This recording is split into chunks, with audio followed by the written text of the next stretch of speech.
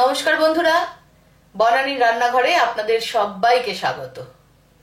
আজ শীতকালীন একটা স্পেশাল রেসিপি নিয়ে চলে এসেছি। আজ রাঁধবো আলু ফুলকপি বড়ি দিয়ে ভেটকি মাছ। বেশিরভাগ বাঙালিরই খুব পছন্দ ফুলকপি আলু দিয়ে ভেটকি মাছ খাওয়া, আর সাথে বড়ি হলে তো কথাই নেই। তো চলুন সবাই দেখা যাক আমি কিভাবে আলু ফুলকপি বড়ি দিয়ে ভেটকি মাছ রান্না করি। কড়াই বসিয়ে দিয়েছি ওভেন জ্বালিয়ে।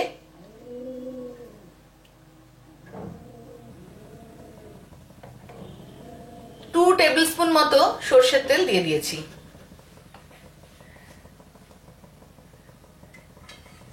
শুরুতেই কয়েকটা বড়ি ভেজে তুলে রাখবো।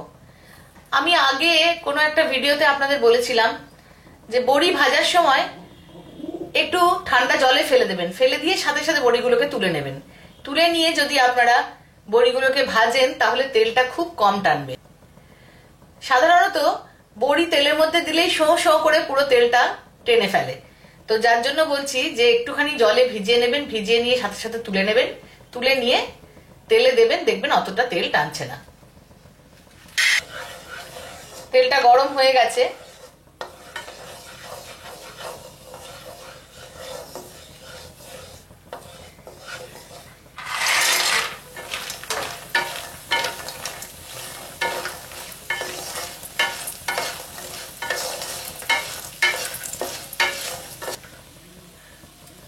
বড়িগুলো বেশ লাল লাল করে ভাজা হয়ে গেছে। এবার আমি এগুলোকে তুলে নিচ্ছি।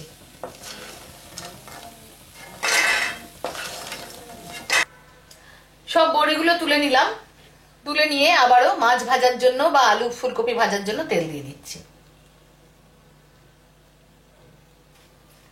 আবারও 2 টেবিল স্পুন মতো সরষের তেল দিয়ে দিলাম। 500 গ্রাম সাইজের একটা ছোট ছোট ভেটকি মাছ আমার কাছে আছে। আমি লেজ আর মাথা এরকম ভাবে পিস করে নিয়েছি। বেশ বড় বড়ই হয়েছে পিসগুলো। এগুলোকে এবার ভেজে নেব। ভালো করে ধুয়ে অবশ্যই নুন হলুদ মাখিয়ে রেখেছি।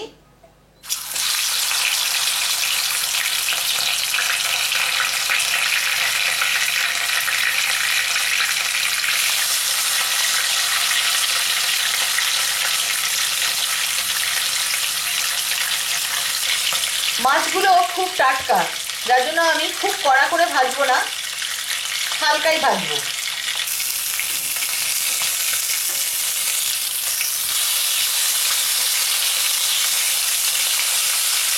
এই পিস দুটো ভাজা হয়ে গেছে, দুটো তুলে নেব।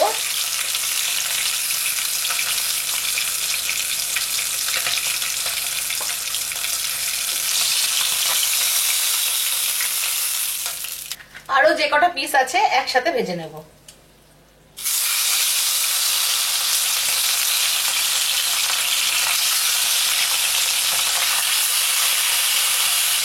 মাছগুলোকে একটু উল্টে দিচ্ছি।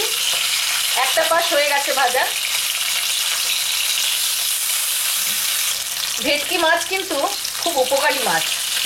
হার্ট ডিজিজ প্রিভেন্ট করে, কোলেস্টেরল কমায়, কিছুটা পরিমাণে ডায়াবেটিস পেশেন্টদেরও উপকার দেয়, ডায়াবেটিসও খানিকটা প্রিভেন্ট করে, ব্রেন হেলথকেও খুব ভালো রাখে, আর ভিটামিন এ তে ভরপুর একটি মাছ। তারপরেও আর একটা বড় কথা, উপকার তো আছেই, বাড়িতে বাচ্চাদের খাওয়াতে ভেটকি মাছ খুব সুবিধে, কাটা খুব কম, বড়রাও এর স্বাদ খুব পছন্দ করেন। সব দিক মিলিয়ে মিশিয়ে ভেটকি মাছ অনেক গুণের অধিকারী। হ্যাঁ, আরও একটা কথা, চোখ ভালো রাখতেও খুব সাহায্য করে ভেটকি মাছ, যেহেতু ভিটামিন এ প্রচুর পরিমাণে আছে। এই পিসগুলো ভালোভাবে ভাজা হয়ে গেছে, তুলে নিচ্ছি।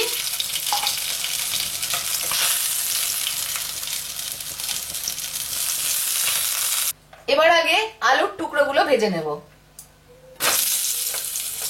আলুর টুকরোগুলো ভাজার সময় সামান্য একটু হলুদ দিয়ে দিচ্ছি।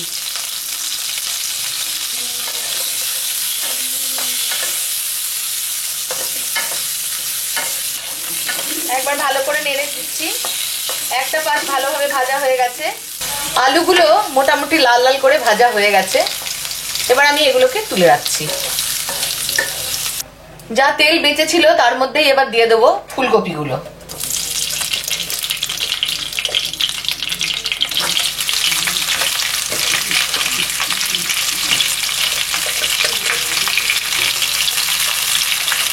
ভালো করে নেড়ে দেবো।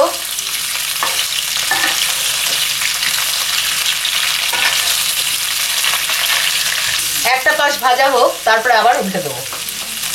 ফুলকপিগুলো একবার নেড়ে দিচ্ছি।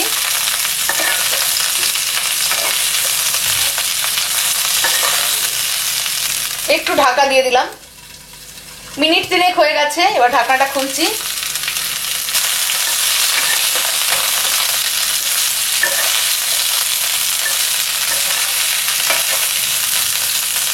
আবারও মিনিট 3 জন্য ঢাকা দিয়ে দিচ্ছি। ঢাকনাটা খুলে দিচ্ছি। মোটামুটি ভাজা হয়েই গেছে। এবার এগুলোকে নামিয়ে ফেলবো। কপিগুলো সব নামিয়ে নিয়েছি। এবার মশলা দেওয়ার পালা। দিয়ে দিচ্ছি 1 টিস্পুন কালো জিরে, সাথে 2টো কাঁচা লঙ্কা ফাটিয়ে দিয়ে দিচ্ছি। ফোড়নটা একটু নেড়ে দিলাম, একটু সুন্দর গন্ধ বার হতে সময় দিতে হবে। কয়েকটা কাঁচা লঙ্কা, 1 ইঞ্চি মতো আদার টুকরো, 2 টেবিল স্পুন ধনে জিরের গুঁড়ো একসাথে আমি মিক্সিতে পেস্ট করে নিয়েছি। এবার এই পেস্টটা এই ফোড়ন গরম হলেই দিয়ে দেবো। ফোড়নটা ক্র্যাক করতে শুরু করেছে, এবার দিয়ে দিচ্ছি এই মশলাটা।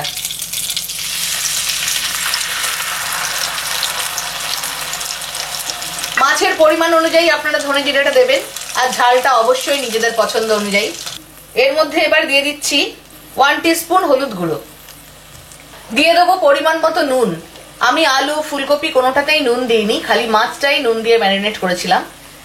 গ্রেভির আন্দাজে আর আলু ফুলকপির আন্দাজেই কিন্তু আমি নুনটা এখন মিক্স করব।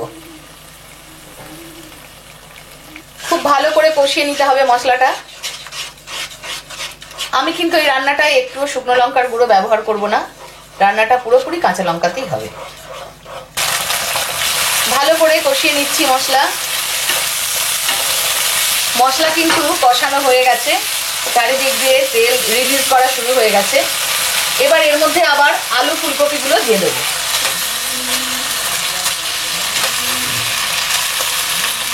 ভেজে রাখা আলু ফুলকপিগুলো দিয়ে দিয়েছি। আবার ভালো করে মশলার সাথে মিক্স করে নিচ্ছি। আলু ফুলকপিগুলো ঠিকমতো সিদ্ধ হতে হবে, আর আমার পছন্দ অনুযায়ী গ্রেভি থাকবে সেই আন্দাজে আমি এখন জল দিয়ে দেবো। জল দিয়ে দিচ্ছি।